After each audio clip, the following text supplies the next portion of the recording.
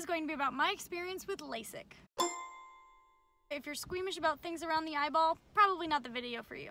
I found a lot of information about how the procedure works medically, but I couldn't really find much about what it was like to be a patient during the procedure. So the first thing that you need to know is whether or not you're a candidate. There's lots of reasons you might be disqualified, but the biggest one is that you need to have stable vision for 3 years. A consultation is the first thing that you're going to do.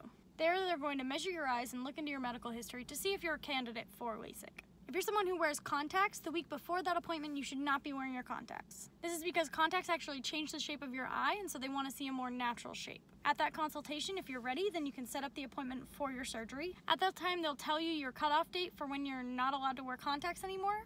For some people, it's only going to be 2 weeks. For me, it was actually a full month. You're going to have to order some medicated eye drops so that you have them on the day of your procedure. My eye doctor actually shipped them right to me. You're also going to have to buy 1,000,000 artificial tears. I recommend getting the big box at Costco. They said at least 30, and then I ended up needing like 9,000. And then the week before your surgery, you're going to have a pre-op appointment with either your regular doctor or your surgeon. That appointment is a lot like any other regular eye doctor's appointment. They're really just measuring your eye, checking it out, and then they dilate them, which is always super trippy, so it's best not to drive after you've dilated your eyes. Surgery day! One of the weirdest things about LASIK is that scents can affect the laser. So you can't wear perfume or hand lotion or even deodorant. I was extra careful and I didn't even wash my hair with shampoo that day because I didn't want to take any risks. I expect to spend 2 or 3 hours there, but the actual procedure was only 5 to 10 minutes for me. They're gonna remeasure your eyes, give you some numbing drops, possibly offer you some drugs. They gave me Valium, which they said was less for pain and more to help me sleep after the procedure.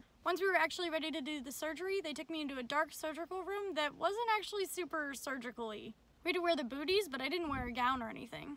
There was this machine that you kind of had to slide into a little bit, and then they taped your eyelids open or closed depending on which eye they were using. For me, they did right, left, right, left. The first part of the procedure, and the most uncomfortable, is the creation of the flap.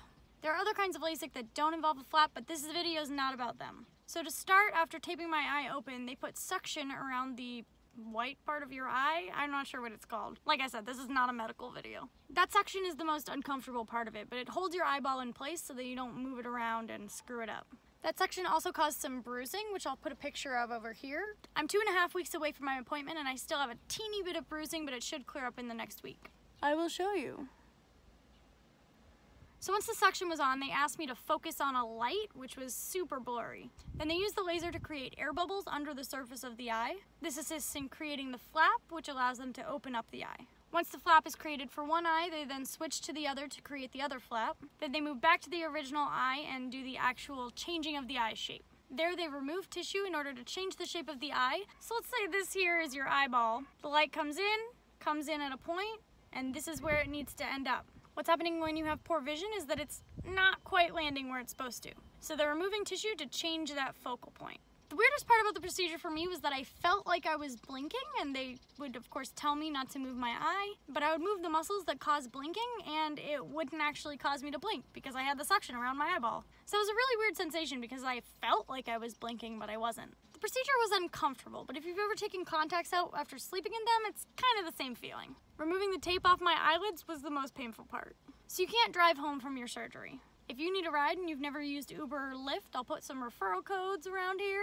If you use the Lyft one, it supports me directly. You have to start using the eye drops immediately after the procedure, every 15 minutes. They also will give you these super attractive goggles. These goggles are for sleeping in so that you don't accidentally hurt your eyeballs. The biggest risk following LASIK, especially right after it, is opening up that flap. So you have to sleep in these goggles for at least a week. It's recommended you also wear the goggles during the day, but you don't really need to. As long as you're not doing anything high risk that could hit your eyeball, like maybe having kids. I didn't want to look quite that ridiculous, but I did still want to protect my eyes. So I went to a store that does kind of costumey things, and I got some glasses that were no prescription. So I wouldn't accidentally stab myself in the eye, and it would help me remember not to rub my eyes. The drops that you need to use are Durezol, which is a steroid that you need to take 3 times daily, Zymacid, which is an anti-inflammatory, which you need to take 4 times daily, and artificial tears, which you need to take every 15 to 45 minutes. I'm really bad at taking things when I'm supposed to, so I used an app called MediSafe. So then it has an alarm that goes off, but more importantly, it has a reminder alarm if you don't actually mark it as taken. That's very helpful for me. The next day after surgery, they'll ask you to come in for a post-op appointment. Your eyes should already have improved a lot, and you can drive right to that appointment, which is exactly what I did. I went to my post-op and then I went to work with no problems. At the post-op, they were really just checking out my eyes, and it gave me the opportunity to donate my glasses. Definitely donate your glasses instead of throwing them away so they can get some reuse by someone who needs them. 1 week after my appointment, they asked me to come in for a post-op at my regular eye doctor. My vision certainly hadn't reached its peak, but it was significantly better and I didn't need my contacts or glasses. You'll continue to have post-op appointments for the next few months. For me, those appointments were all included in the cost of my surgery. Your eyesight is expected to continue improving for up to 3 months. In some cases, it can even be 6 months. There is a chance that you may need a follow-up procedure. Sometimes something goes wrong and they'll ask you to come back. I didn't have that happen, but if I did, it would have been included in the cost of my LASIK. So again, this is my personal experience. Many people have had different experiences. Many people have had unsuccessful experiences. But me, 2.5 weeks in, it's been extremely successful. I only just learned what 20/20 vision actually means, so I figured I'd share that with you in case you didn't know. 20/20 is considered normal or perfect vision. So a person with 20/20 vision sees at 20 feet what they're expected to see at 20 feet. But a person with 20/40 vision sees at 20 feet what the average person sees at 40 feet. So the bigger that number is, it's the worse your vision is. Before LASIK, my vision was around 2280 to 2300. So I could see clearly at 20 feet what the normal person could see clearly at 300 feet. Now my vision is 20/20 minus in one eye and 20/25 plus in the other. So I'm hovering right around 20/20, but not quite there yet. But it's only been 2.5 weeks, so my vision is expected to improve as my eye continues to heal and change shape. Now let's get into some money breakdown. I'm gonna move over so I can put some stuff over here. The expenses for the procedure were the surgery, which was $3,660. Additionally, there was the pre and post-op appointments, which were $500. The medicated eye drops cost me $55 total between the two, and the artificial tears cost me $20 on sale at Costco, $4 off.